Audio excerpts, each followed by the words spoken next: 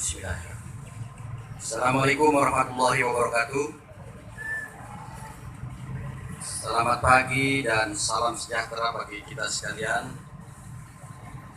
Gubernur dan anggota FKIPD Provinsi Jawa Barat yang saya hormati, Pangdam 3 Siliwangi dan Kapolda Jawa Barat yang saya hormati, Waster Kasat yang saya hormati, Bupati dan Forkompimda serta pejabat pemerintah daerah Kabupaten Cianjur, Jawa Barat yang saya hormati, para tokoh masyarakat, tokoh agama, tokoh pemuda, dan organisasi kemasyarakatan, serta segenap prajurit dan undangan yang berbahagia.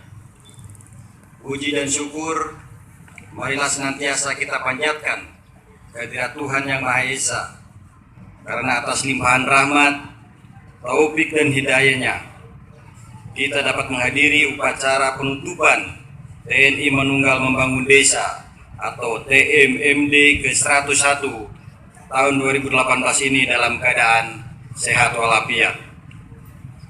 Pada kesempatan yang berbahagia ini, saya ingin mengucapkan terima kasih dan penghargaan yang tinggi kepada pemerintah daerah dan Kementerian Pendidikan Kebudayaan Republik Indonesia serta berbagai pihak lainnya yang telah mendukung terlaksananya program TMMD secara totalitas. Demikian juga pada seluruh komponen masyarakat yang senantiasa hadir untuk bergotong royong dan bahu-membahu guna menyelesaikan seluruh pekerjaan secara maksimal, termasuk kepada warga masyarakat yang telah menyambut dan menerima anggota Satgas untuk tinggal bersama layaknya seperti keluarga sendiri. Peserta upacara dan hadirin sekalian yang berbahagia, tidak terasa 30 hari Manunggalan TNI Rakyat Membangun Desa telah berlalu. Hari ini secara serentak di 50 wilayah di seluruh tanah air Indonesia, kita merayakan dan mensyukuri atas capaian yang kita raih dalam kurun waktu tersebut. Semoga tekad dan itikat yang dilandasi semangat pengabdian yang tulus dan ikhlas selama pelaksanaan TMMD ini dapat terganjar dengan kebahagiaan masyarakat yang ada di sekitar kita. Selaras dengan tema TMMD tahun ini, TNI Manunggal Rakyat Membangun Karakter dan Kemandirian Bangsa. Saya sangat berharap agar TMMD tidak hanya menghasilkan output berupa fisik semata, namun juga harus mampu membangun karakter bangsa, khususnya generasi mudanya. Hal ini sangat penting, karena output tersebut akan mendorong outcome yang sangat berharga, yaitu generasi muda yang kompetitif dan kemandirian bangsa. Di tengah badai krisis global dan epidemis virus kebangsaan, kita terus dituntut untuk lebih mampu memelihara dan mengembangkan segenap potensi bangsa, baik sumber kekayaan nasional, sumber daya manusia maupun yang lainnya.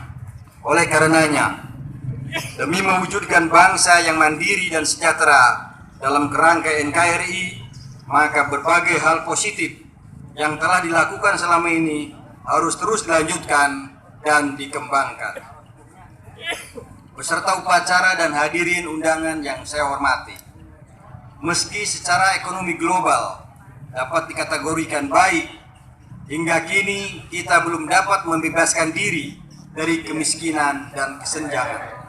Bahkan tanpa disadari, di tengah kebanggaan sebagai negara yang sangat demokratis, justru Indonesia telah mengalami kerentanan politik dengan menguatnya politik identitas dan meluasnya berita hoax dan ujaran kebencian yang berbau sara hampir di seluruh wilayah Indonesia.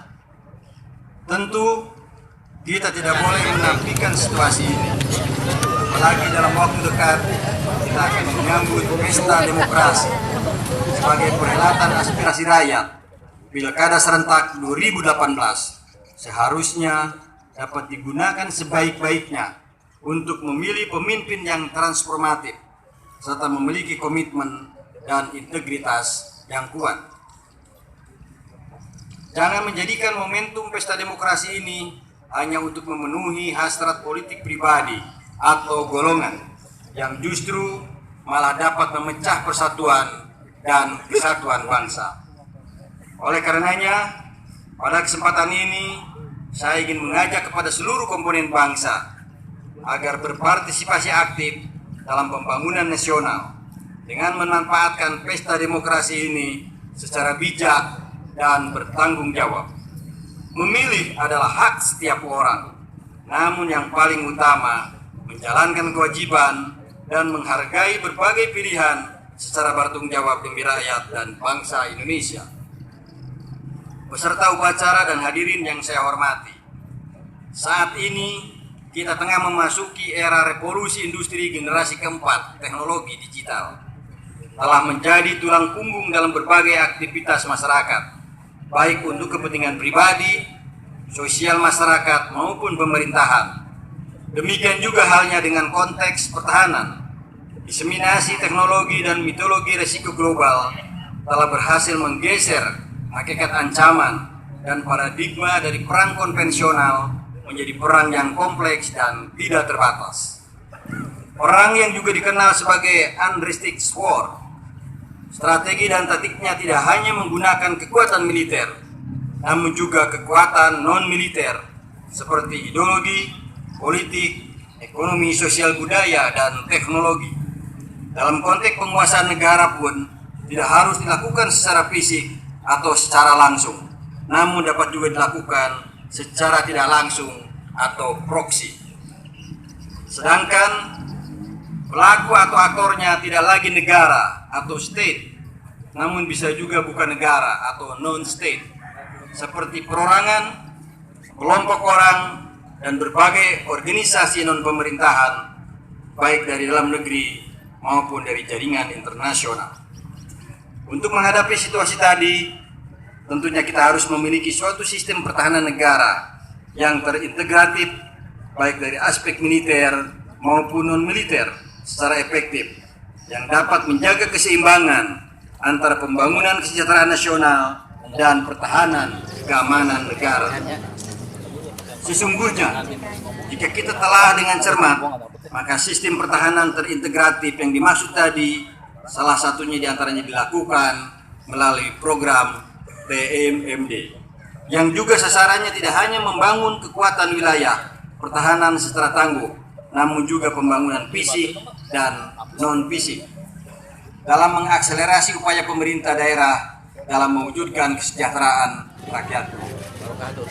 Peserta upacara dan hadirin yang saya hormati, pada kesempatan yang baik ini perlu saya sampaikan bahwa kerja keras kita di 50 wilayah sasaran TMMD telah memberikan hasil yang sangat signifikan dan sangat bermanfaat bagi masyarakat yang ada di sekitarnya.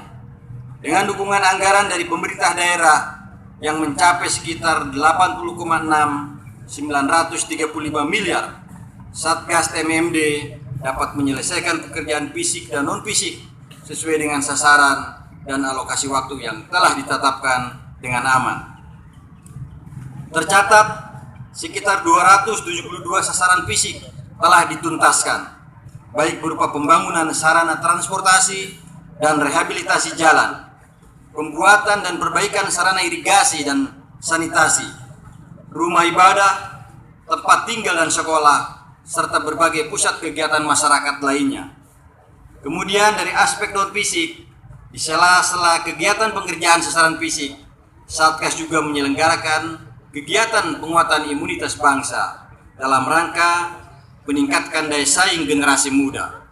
Kegiatan yang dilakukan diantara berupa sosialisasi dan pembekalan wawasan kebangsaan, kewaspadaan nasional, kecintaan terhadap tanah air, penangkalan penyalahgunaan narkoba, dan penyebaran paham radikal, serta berbagai kegiatan lainnya.